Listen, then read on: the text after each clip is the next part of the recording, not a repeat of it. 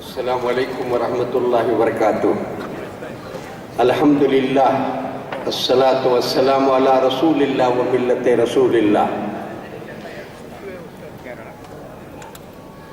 ہم سب کے محترم، ہمارے لیے زندگی کی سنجیدہ پرخلوص اور صبر و تحمل کے ساتھ کیسے لڑی جاتی ہے اپنے فائدوں کی، اپنے حقوق کی لڑائی، اس کی لڑائی لڑنے والے اور ہم سب کو اس سنجیدگی کا سبق دینے والے محترم مولانا فضل الرحیم صاحب مجددی، اللہ ان کی صحت اور عمر میں برکت دے اور ہماری قوم میں اس طرح کے باشعور اور سنجیدگی کے ساتھ اپنے حقوق کو حاصل کرنے کے لیے راہ اعتدال پر چلنے کا ذوق، ہمت، صلاحیت اور ولولہ عطا فرمائے۔ میرے دوستو،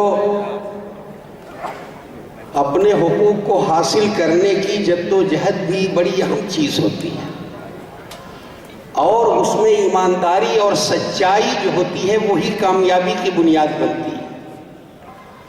یقیناً اس میں کوئی دو رائے نہیں اور اس کا اعتراف سب کو ہے کہ ہمارے حقوق سلب کیے جا رہے ہیں، جو ہمارے حقوق ہیں وہ ہمیں نہیں دیے جا رہے، اور ایک طرف کچھ طاقتیں جو ہمیں کار مذلت میں ڈھکیلنا چاہتی ہیں وہ یہ کہہ رہی ہیں کہ حکومتیں مسلمانوں کی منہ بھرائی کر رہے ہیں۔ جو دانشور مختلف کمیٹیوں کے چیئرمین جنہوں نے اس ملک میں اقلیتوں کے، خاص طور سے مسلمانوں کے حالات کا جائزہ لیا ہے، وہ تو یہ تصویر پیش کر رہے ہیں کہ 1000 سال تک اس ہندوستان میں حکومت کرنے والی مسلم قوم آج سب سے پچھڑی ہوئی ہے۔ ہم جس کو دلت، اچھوت یا جو کچھ بھی اصطلاح میں کہتے ہو، جو 5000 برس سے کچلی ہوئی تھی اس سے بھی ہم پیچھے جا چکے ہیں۔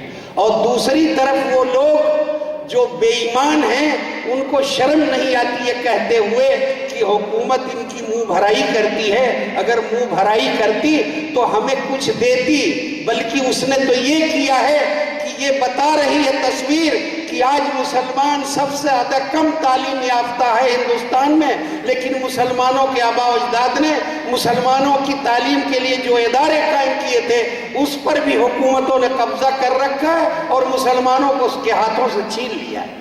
آج مسلم یونیورسٹی کون نہیں جانتا جو ایک انٹرنیشنل حیثیت رکھتی ہے اور جسے سر سید نے مسلمانوں کے لیے قائم کیا تھا اس زمانے میں جب انگریزوں نے اس ملک پر قبضہ کر کے اور مسلمانوں کو کچلنے کا ارادہ کر رہی تھی تو سر سید نے وہ قائم کیا تھا۔ آج وہ یونیورسٹی ہمارے ہاتھ میں نہیں ہے، وہ سرکار کی ہے۔ کیوں نہیں دیتے آپ؟ اسماعیل یوسف کالج یہیں پر ہے، وہ ہمارے بزرگوں نے مسلمانوں کی تعلیم کو، مسلمانوں کے ایجوکیشن میں ڈیولپ کرنے کے لیے قائم کیا تھا، وہ گورنمنٹ کے قبضے میں ہے، مسلمانوں کو نہیں ہے۔ اسی طرح سے بہت ساری چیزیں ہیں۔ اب آج دلتوں کو، کمزور طبقات کو اوپر بڑھانے کے لیے، تعلیم میں انہیں آگے لانے کے لیے ان کی فیس معاف کی جاتی ہے، ان کو اور دنیا بھر کے وظائف دیے جاتے ہیں۔ ہمیں انکار نہیں، ضرور ہونا چاہیے۔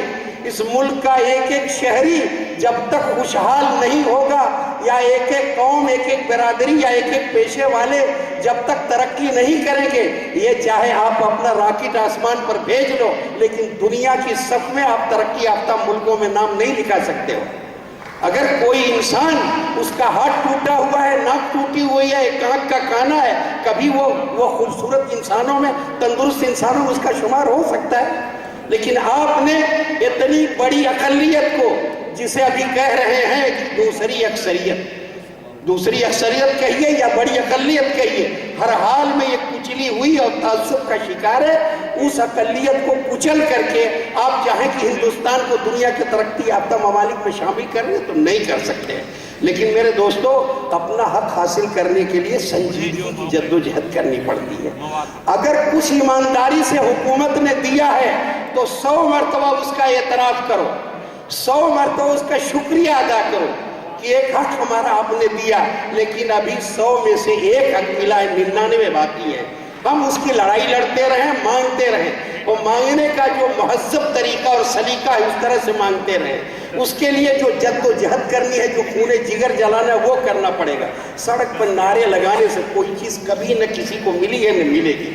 وہ جد و جہد جو کرنی چاہیے، اس کی روشنی، اس کی رہنمائی ہمارے مولانا مجددی صاحب اللہ ان کی صحت و عمر میں برکت دے اور ایک مثالی نظام یہ قائم کر سکیں۔